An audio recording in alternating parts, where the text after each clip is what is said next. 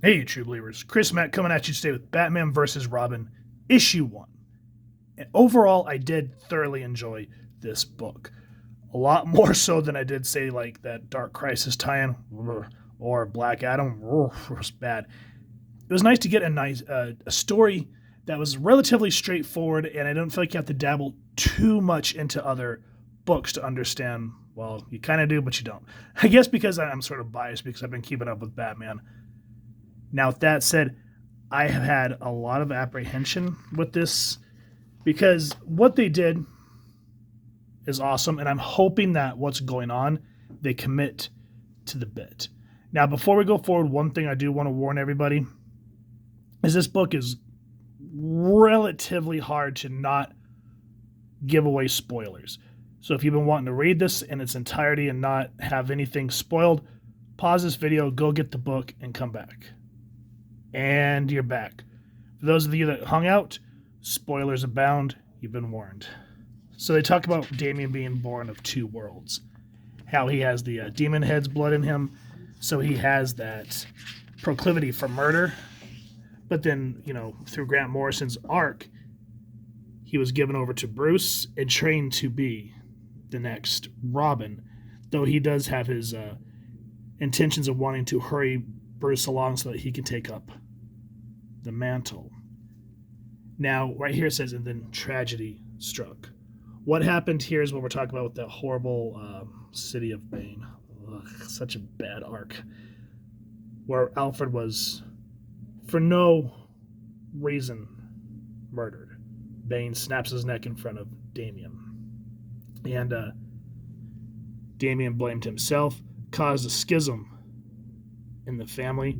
And here it says, the boy, convinced he had failed a loved one, realized he was still deeply divided, unsure of his true legacy.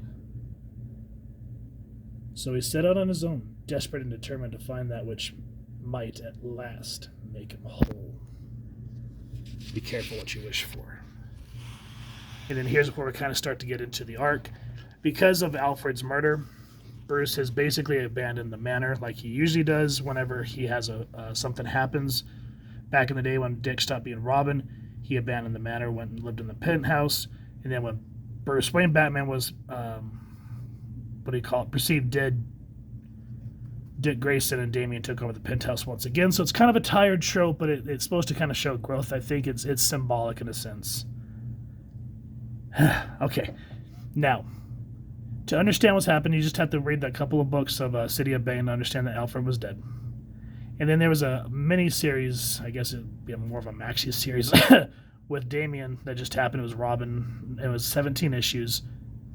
Issue 17 kind of ends sort of open-ended, and then it picks up in this book. So if you want to know what happens, just kind of read the last few issues of Robin and then jump into this. Now here, Bruce is at the manor, and he goes, I made it home just in time to beat the rain. Home, a Freudian slip. Moving out of Wayne Manor and into Gotham proper was a wise choice. It gives Batman an increased response time. But it definitely meant leaving memories behind.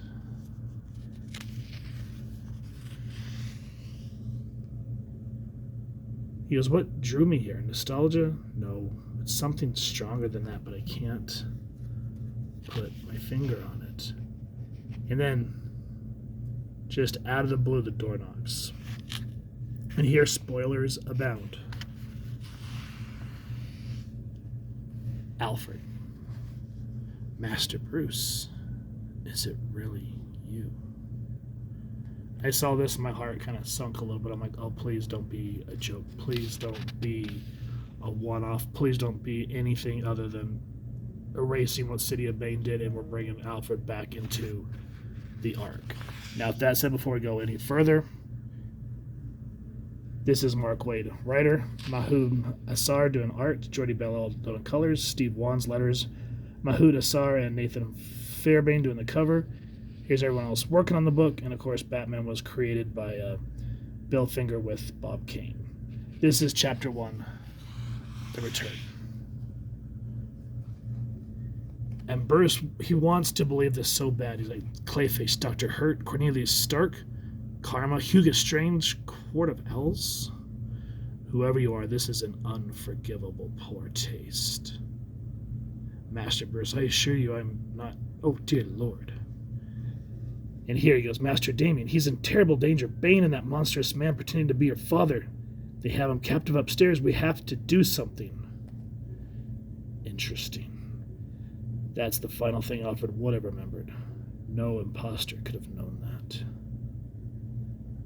Now, both of them are just like, what the hell is going on? And I love here where Alfred says, you look skeptical. That's a good sign. That's how I know I'm not hallucinating. And so they go through talking and you know, Bruce doing what he's supposed to and Alfred answering every question, not seeming off out of step at all. But then something, you know, Alfred says, let's go to the cave. And here, all of a sudden it says, look what the bat dragged in. Now, if you guys have read Robin number 17, which I kind of skimmed it, Damian was actually becoming more of a person. Like being on that Lazarus Island kind of softened him up a little bit. He started dating the girl, I can't remember her name. It was not Killer Frost, but it looks kind of like her. Kind of started having his own friends and was really starting to find himself and becoming at peace with Alfred's death. Now all of a sudden we'd see this malevolent pose. And I like how Batman says, magic.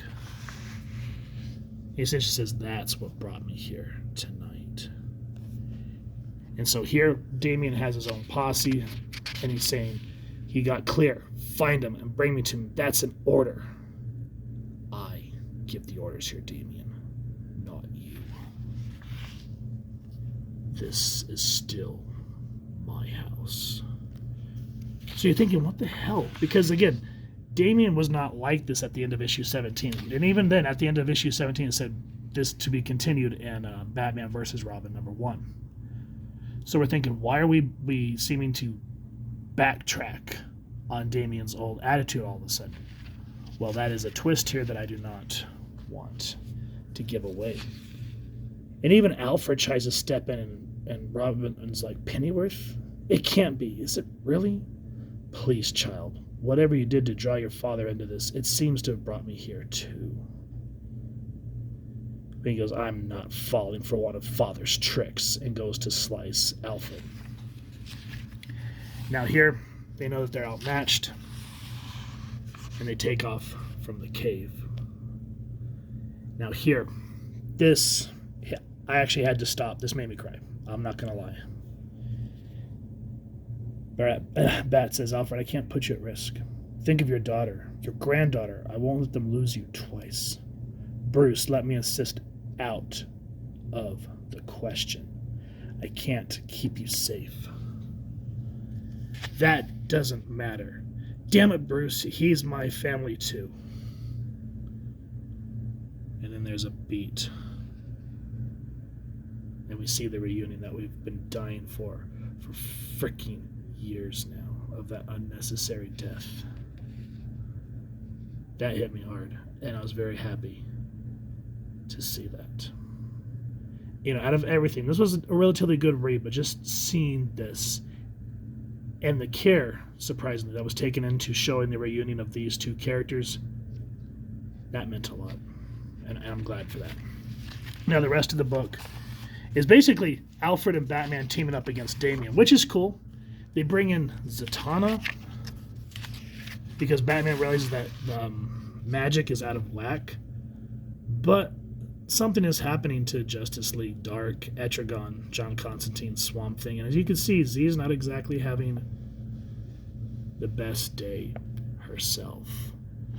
So guys, this book, I was surprised. I thought I was like, oh good, another event book full of BS. No.